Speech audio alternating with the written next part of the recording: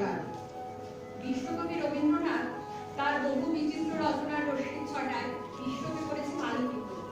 তার সৃষ্টির বহুমুখীয়তার মধ্যে বৌদ্ধ ধর্ম প্রবর্তনের সময়ে নানা ঘাত প্রতিঘাতের বর্ণনা কবিগুরু পূজারী কবিতার মধ্যে তুলে ধরেছেন।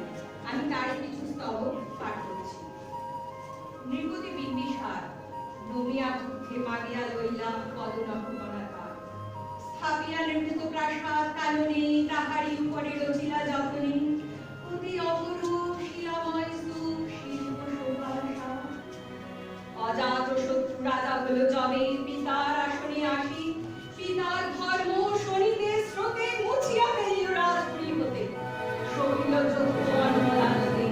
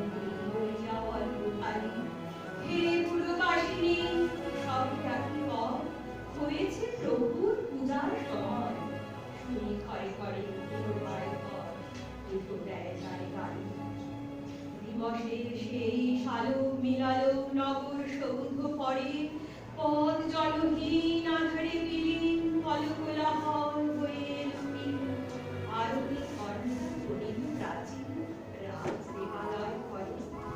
শারদনিশীর স্বচ্ছ শিবিরে তারা অমর জলে, সিংহ দুয়ারে বাজিল বিশাল বন্দিরা ধরে সন্ধ্যার তার, মন্ত্রণা সভা হলো সমাধান গাড়ি ফুকারিয়া বলে।